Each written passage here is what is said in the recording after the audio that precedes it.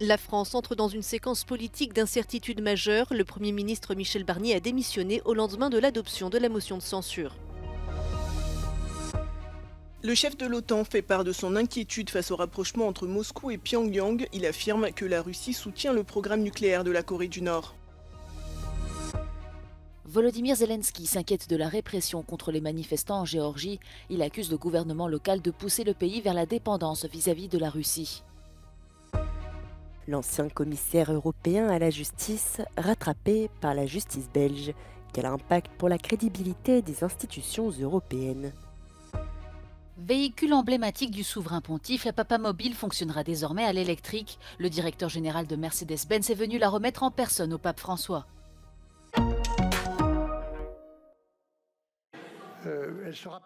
La France entre dans une séquence politique d'incertitude majeure, inédite ou presque. Il s'agit seulement de la deuxième motion de censure à aboutir sous la Ve République. La première fois, c'était en 1962.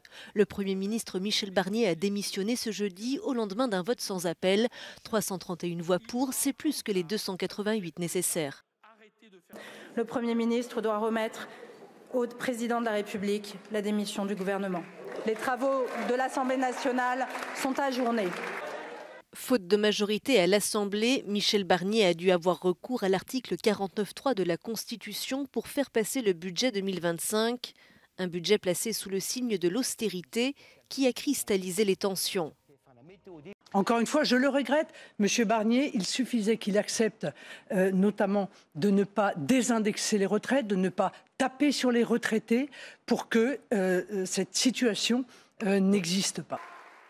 Résultat, c'est une alliance de l'extrême droite et de LFI qui, d'une seule voix, a voté la motion et fait tomber Michel Barnier. Cette réalité, elle reste là. Et écoutez-moi bien, elle ne disparaîtra pas par l'enchantement d'une motion de censure. Emmanuel Macron doit s'exprimer ce jeudi soir. Le chef de l'État dit se donner 24 heures pour trouver le nouveau locataire de Matignon. Les ministres des Affaires étrangères des pays membres de l'OTAN sont réunis à Bruxelles avec plusieurs dossiers brûlants sur la table, l'Ukraine, le Moyen-Orient, mais aussi la situation politique en Corée du Sud. Le chef de l'OTAN a de son côté fait part de son inquiétude concernant Moscou et Pyongyang.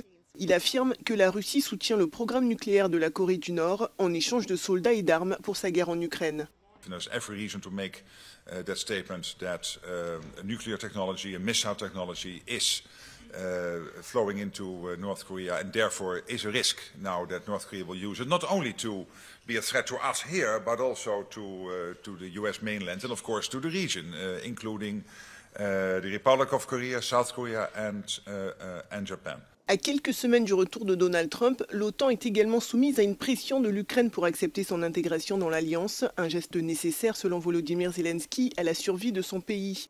Mark Rutte s'est contenté de rester évasif sur le sujet qui ne fait pas l'unanimité parmi les pays membres. L'Allemagne, la Hongrie ou les États-Unis n'y sont pas favorables.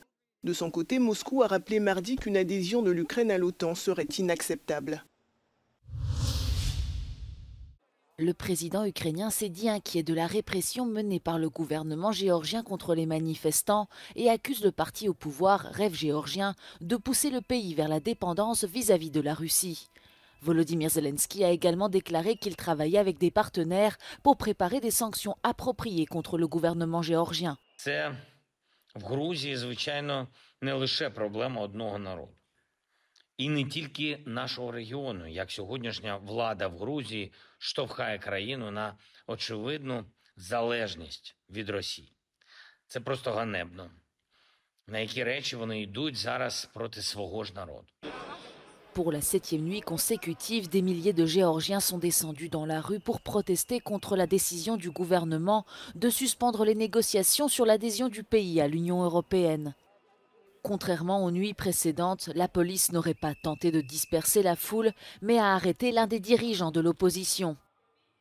Les manifestants ont déclaré qu'ils protesteraient tant que leurs revendications ne seraient pas satisfaites et tant que la Géorgie ne relance pas son adhésion à l'Union européenne.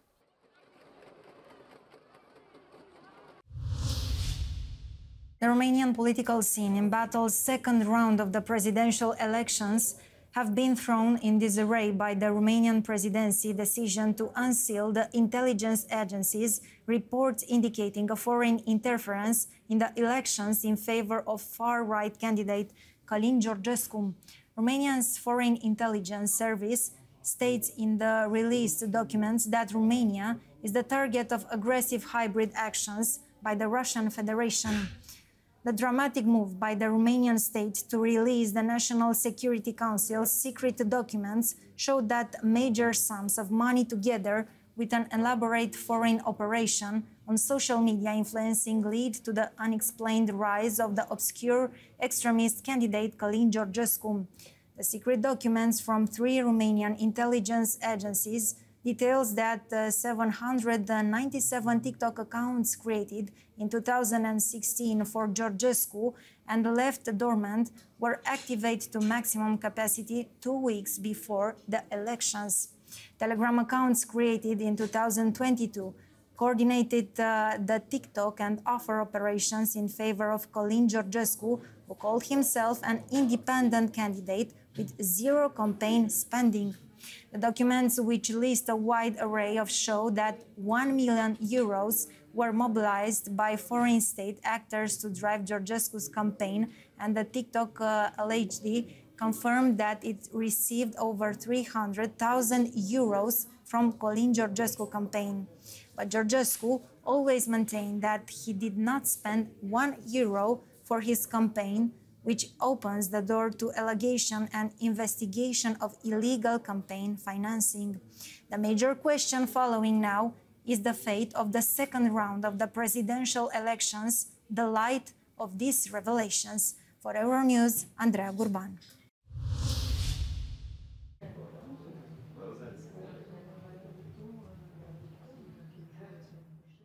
C'est un comble pour un ancien commissaire européen à la justice. Visé par une enquête de la justice belge pour blanchiment d'argent, Didier Reynders est soupçonné d'avoir acheté des billets de loterie via la loterie nationale dont il était responsable lors de son mandat de ministre belge avant de transférer les bénéfices blanchis sur son compte privé. Ces fraudes présumées pourraient-elles affaiblir la crédibilité des institutions européennes ? Is the commissioner responsible for justice and the rule of law? So if he is implicated in money laundering or illegal activity, that would be a particular blow. On the other hand, he is now out. There is a new commission that started its work just this Monday.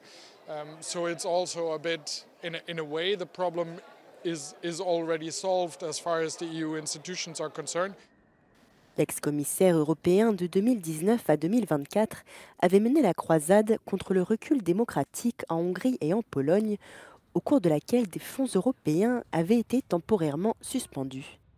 W poprzedniej kadencji pracowałam w Komisji LIBE. Wielokrotnie na niej stawał komisarz Reynders, który powielał fake newsy na temat rzekomo łamanej praworządności w Polsce, domagał się blokowania środków dla Polski.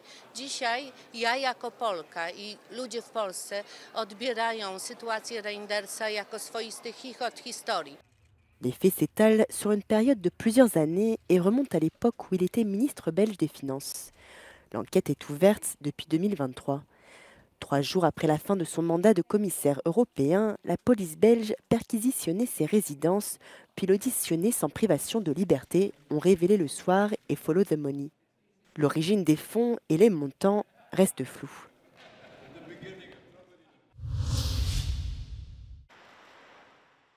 Les SUV passent à l'électrique, le pape François aussi.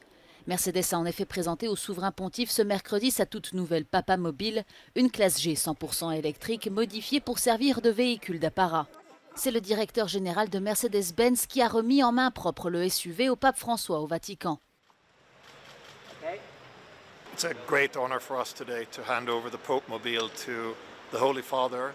At Mercedes-Benz we have almost 100 years tradition. The first car was handed over in 1930 to Pope Pius XI, but today for Pope Francis we have something very special. It is the very first Pope Mobile that is fully electric, based upon the all-electric G-Class that we launched this year. Ce SUV dispose à l'arrière d'un siège central pivotant placé devant 2 autres sièges pour accueillir des passagers. Un toit rigide peut venir caper la plateforme arrière en cas de pluie. On ne sait pas encore quand le véhicule sera mis en service, mais le pape François devrait l'utiliser pour traverser la place Saint-Pierre pendant le jubilé de 2025. Le festival du film de Marrakech se poursuit au Maroc. Une 21e édition qui met à l'honneur des jeunes talents, mais aussi des cinéastes du pays, comme Daoud Aoulad Siyad, à qui l'on doit Adieu Forain ou encore En attendant Pasolini. Cette fois, le réalisateur revient avec Le Lac Bleu, tourné en plein désert marocain. Moi, j'ai rencontré des non-voyants suisses qui sont venus dans la région pour faire un trekking vers un lac qui s'appelle le lac d'Iriki, dans le désert marocain, dans Chegaga. Et moi, j'ai posé la question, comment des non-voyants vont venir ici pour faire un trekking? Et parmi ces gens-là, il y avait un photographe en plus. Donc, j'ai trouvé que l'idée, elle est géniale. Et à partir de ce moment-là, on a écrit le scénario, voilà. Ce soir, la 21e édition a souhaité rendre hommage à une actrice de renom, Naïma El Mesherki, décédée le 5 octobre dernier. Sa fille, Yasmina Hayat, est venue accepter ce prix. Le deuil va prendre son temps, la vie est ainsi faite, mais en même temps, on sent une communion de la communauté cinématographique pour honorer sa mémoire, pour surtout honorer son engagement pour le théâtre marocain, pour le cinéma marocain et pour les arts. Naïma El Mesherki, décédée à l'âge de 81 ans, était une figure emblématique du cinéma marocain qui avait fait ses armes au théâtre avant de devenir également une incontournable du petit écran et de se tourner aussi vers un engagement en faveur de l'éducation.